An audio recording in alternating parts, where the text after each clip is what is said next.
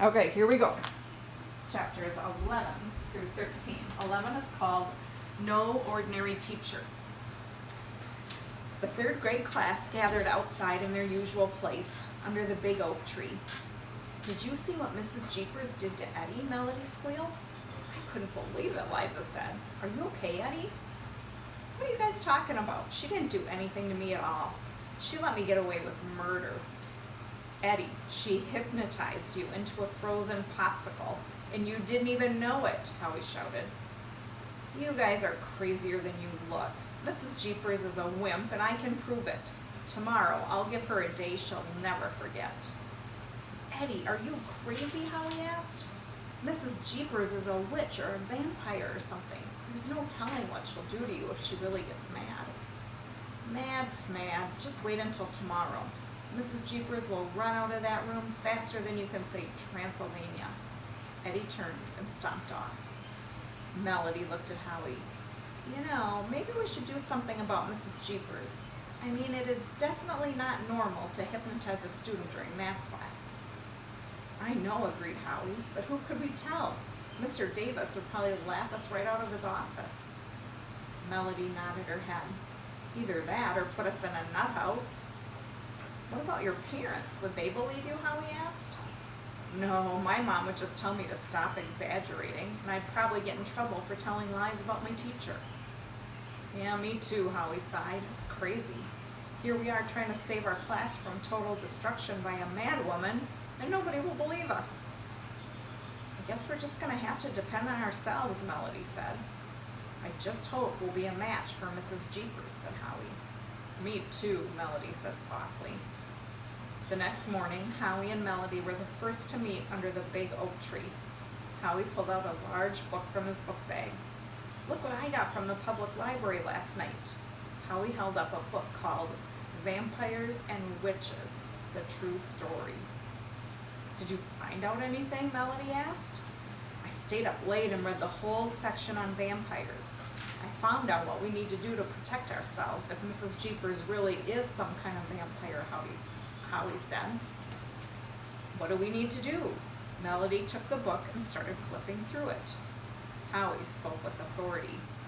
There are a couple of things vampires can't stand. One is a cross. Howie pulled open his jacket to reveal a huge gold cross necklace that hung around his neck. Another thing they don't like is garlic, he continued. Melody's eyes grew wide. Did you bring some garlic too? We didn't have any real garlic at home, so I brought this. Howie held up a small plastic bottle labeled garlic salt. Do you think that'll work? Melody asked. Well, it's worth a try. Will you go with me to sprinkle it around the classroom? Howie asked as he gathered up his stuff. Me? Melody squeaked. Why don't we wait for somebody else to come and help? Because if we wait too long, Mrs. Jeepers will be there, Howie said impatiently. And if we don't do it today, she might turn Eddie into a fraud or hypnotize him forever. I guess you're right, Melody agreed reluctantly. Eddie wasn't exactly her favorite person, but she still didn't want anything bad to happen to him. They tiptoed into the school and held their breath as they opened the classroom door. Good, she's not here yet, Howie whispered. Without another word, he started sprinkling the garlic salt all around the room, especially around Eddie's desk. He had used every last drop when the door to the classroom opened suddenly. In walked Mrs. Jeepers. Good morning, children, Mrs. Jeepers smiled. This is quite a surprise. What are you two doing here so early? Howie quickly slipped the empty bottle of garlic salt into his pocket and answered. We thought we might be able to help you with something. Melody quickly added, yeah, we wanted to help you pick up paper and straighten books and stuff. Mrs. Jeepers rubbed her brooch softly. Why, how very thoughtful of you. You can get started right away. Melody and Howie exchanged a look of relief and started cleaning the room. Chapter 12, Cur 2. As soon as Eddie arrived, trouble began. Phew, somebody stinks, he yelled. Who had spaghetti for breakfast? Howie and Melody gestured to Eddie to be quiet, but he ignored them. Instead, he skipped to the back of the room and dumped the contents of his book bag. At least 20 paper airplanes floated to the floor. As the rest of the kids entered, Eddie took aim. Paper planes soared dizzily around the room and then drifted to the floor. Mrs. Jeepers was too busy blowing her nose to notice Eddie's planes, but as soon as the class figured out what Eddie was doing, they wadded up his planes into tight balls and tossed them in the garbage. "Hey, what are you guys doing?" Eddie complained. Several children glared at Eddie and hissed, "Shh!" They all went to their seats, sat up straight, and gave Mrs. Jeepers their full attention. But not Eddie. He took all the books off the shelves and scattered them on the floor. He didn't notice that Mrs. Jeepers had gone into a sneezing fit. "Kerchoo! Kerchoo! Kerchoo!" she wheezed. "Excuse me, class, something seems to be making me sneeze. Kerchoo!" Mrs. Jeepers pulled a tissue from the box on her desk and blew her nose. Her eyes were red and tears crept from the corners. Liza waved her hand in the air. "When I have an allergy attack, my mother does major house cleaning. She says it's the dust and cat hair that makes me sneeze. Maybe I should go get the custodian." Melody leaned over and pinched Liza. She sat back up when she noticed Mrs. Jeepers looking her way. "Kerchoo!" Mrs. Jeepers said. Then she shook her head. "That won't be necessary, Liza. I believe I know what is making me sneeze. There's only one thing it could be. I just cannot imagine how garlic has gotten into this room." Howie sucked in his breath real fast, while Melody started digging through the books in her desk. Neither one noticed how Mrs. Jeepers' teary eyes were glowing green. Meanwhile, Eddie had stopped taking the books off the shelves.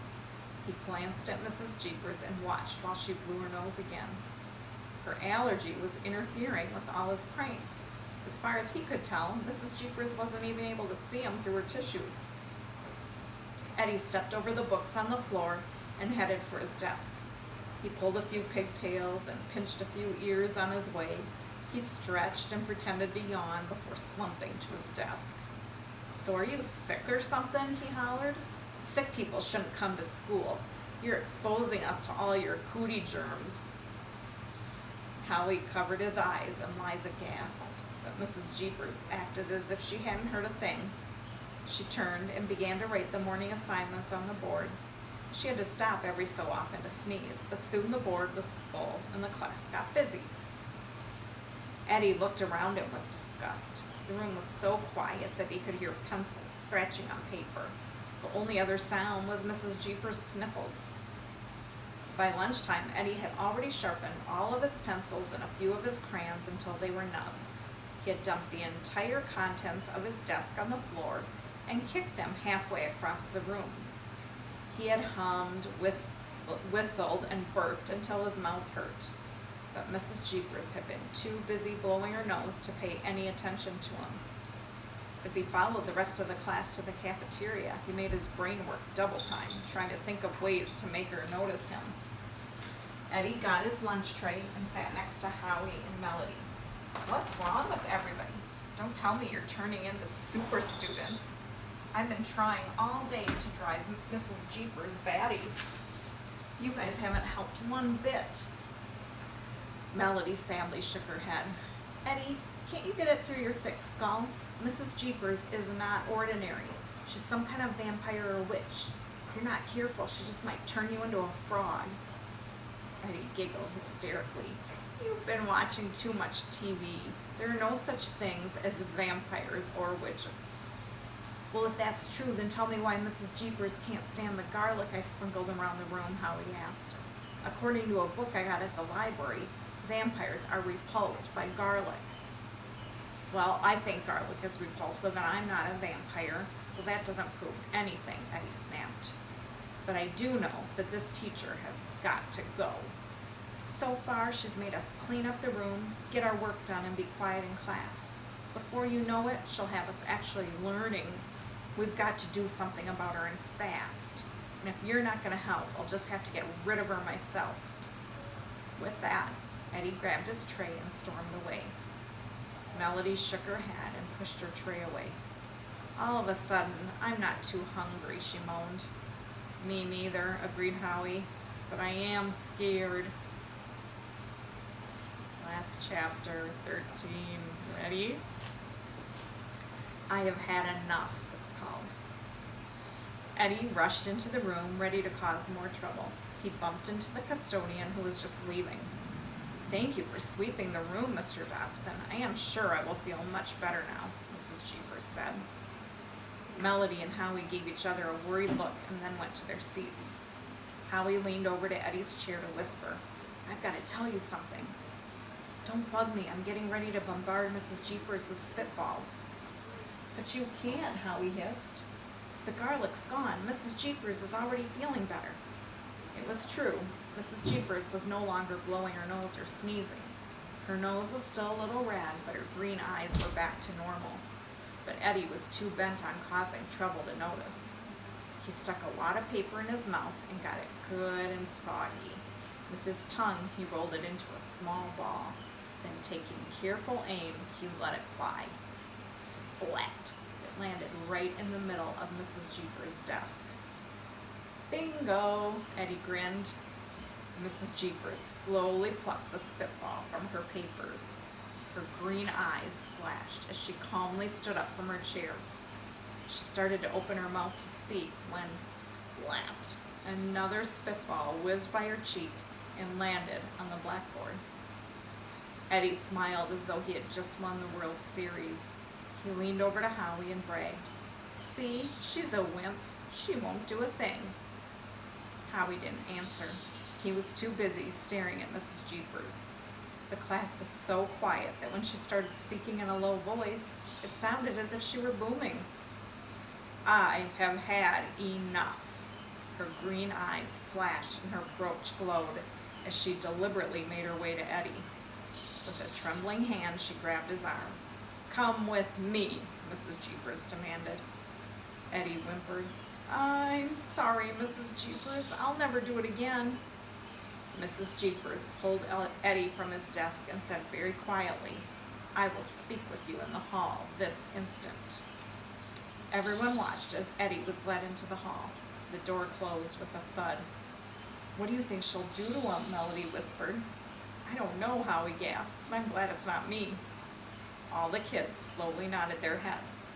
One by one, the whole class started picking up stuff off the floor.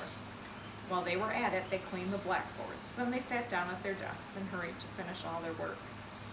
They all looked up when the door creaked open. Mrs. Jeepers was back to normal, but Eddie looked as white as a ghost. The students met under the oak tree after school. Melody was the first to speak. "What'd she do to you, Eddie? It must have been awful," Howie exclaimed. "You hardly said a word for the rest of the day." Eddie shook his head, but he didn't speak.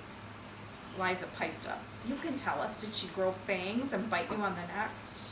"Don't be stupid," Howie snapped. "She didn't bite him, did she?" All eyes turned to Eddie. With a shudder, he started to speak hoarsely. "I'll only say this. You guys were right. Mrs. Jeepers is no ordinary teacher." "Is she a vampire?" Liza asked. Howie grabbed Eddie's arm. "Come on, you can level with us." But Eddie wouldn't tell them what happened. All he said was, "I know one thing. I'll never make her mad again." For the rest of the year, Eddie kept his promise. As a matter of fact, nobody in the 3rd grade at Bailey Elementary ever dared make Mrs. Jeepers mad. And her green brooch never glowed again, although she wore it every day. On the last day of school, the kids met under the oak tree. "I can't believe the year's over," Liza said. "I can't believe we lived through it," Eddie moaned. "But you know," Melody said, "Mrs. Jeepers wasn't so bad." Howie said, "She's really not that weird." Melody laughed. "I can't believe we ever thought she was a vampire." "After all," Liza agreed, "vampires don't wear polka dots." So we don't know. We have to use our imagination. What do you think Mrs. Jeepers did to Eddie to get him to stop being so crazy? I don't know. Good question. I guess no answer's right or wrong. We just have to be creative and think about it. I hope you enjoyed this book. I really liked it. Maybe some other Bailey School Kids book would be good for you over the summer.